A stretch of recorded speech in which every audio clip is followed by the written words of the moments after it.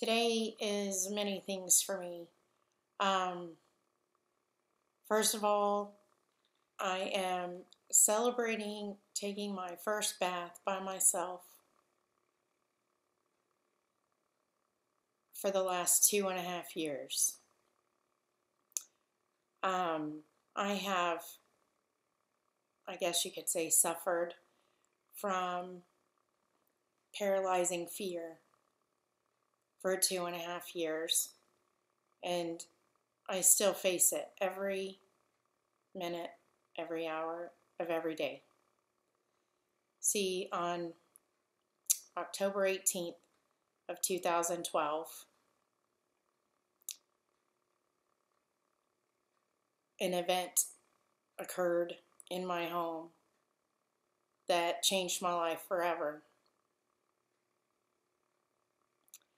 I was sitting on my couch watching Kelly and Michael on TV, and my garage walk-through door opened.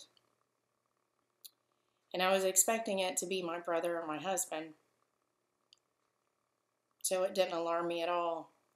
I live in a small town of maybe 4,000 people, and I had my garage door up as I had every day prior to that.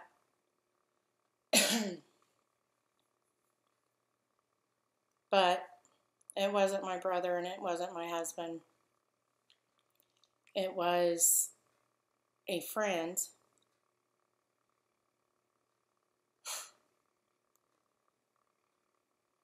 And I quickly realized that this man had come into my home to hurt me. And more than hurt me, he had come to kill me. And I won't go into details, but after an hour and a half of pleading and talking and wrestling over the gun and him laughing at me and whatever, I convinced him to leave and that I wouldn't tell anybody that he had been here and what he had been here for. And since that day,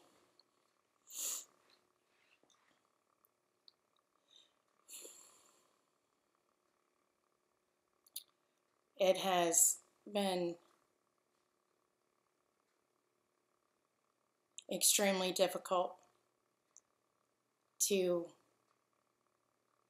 find the light in any given moment of any day, simply because I'm scared. I've lived in fear ever since that day, since he walked out of my door.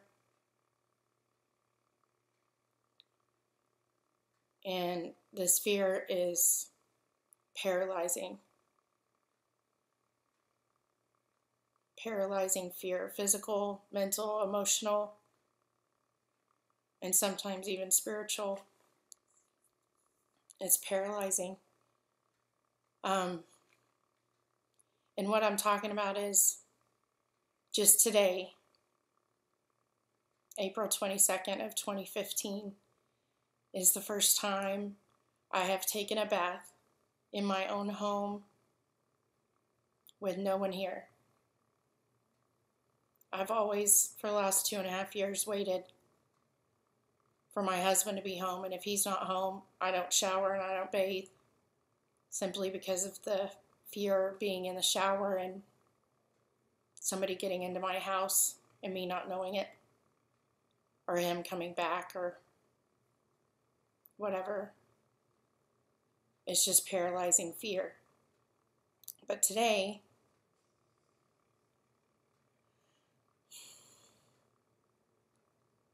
I made the conscious decision. It's been building. I've been preparing for this for a couple of days now, but it's a step I needed to take. A saying, and I'm not sure who came up with it, who the quote's from, but that I always tell my children when they get angry, or my friends or family or husband, the quote is, "He who angers you controls you." And so in this instance for myself, I just replaced the word anger with fear. Basically, who you fear controls you. And slowly, I'm working on letting go of that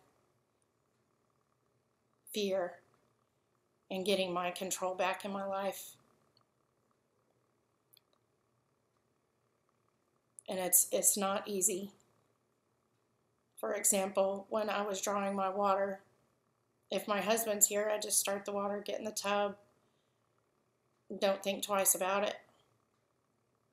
But today I drew the tub of water, waited till it was finished, and then I got undressed. Well, first I locked my bedroom door, made sure the whole house was locked up, the alarm was set. But I waited for the tub to fill up, and then I took my clothes off and got in. And next to me on the tub, I have my gun, my phone,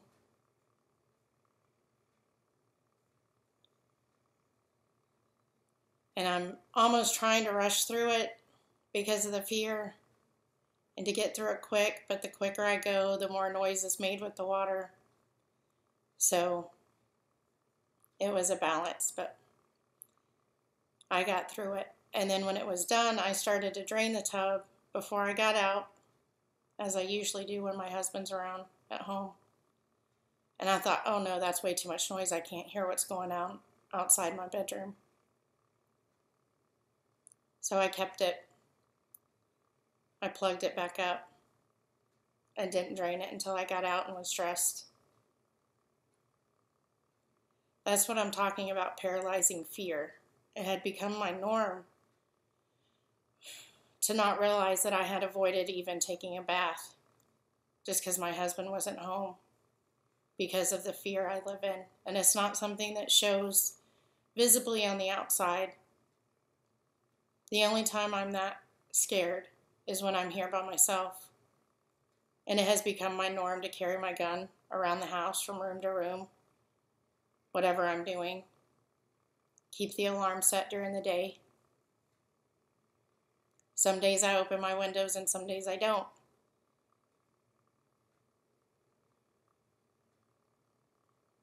But today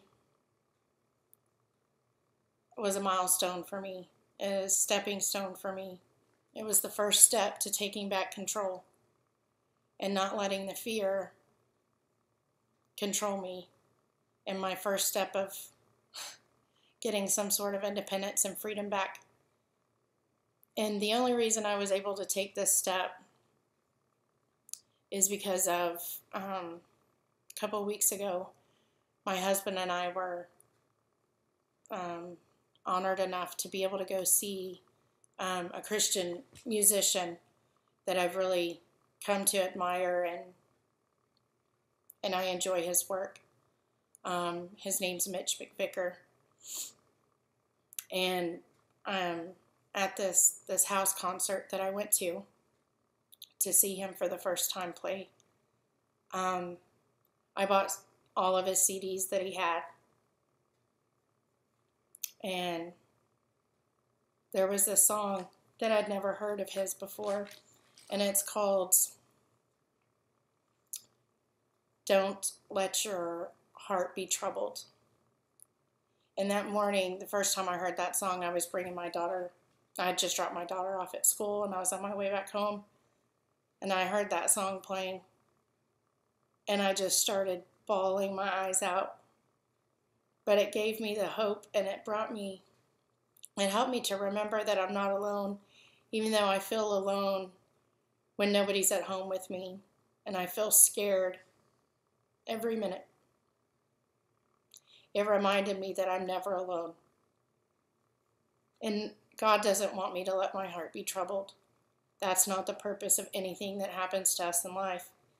And so I thank Mitch very much for writing that song because it had a huge impact on me. And today was a big step for me to reclaim my freedom of mind and spirit and soul. And so I just wanted to share this with anybody that lives with paralyzing fear every day, regardless of what it's from, regardless of where, how often. Don't let it take over your life. Don't let it control your life. Let the fear go. You're never alone. That's all.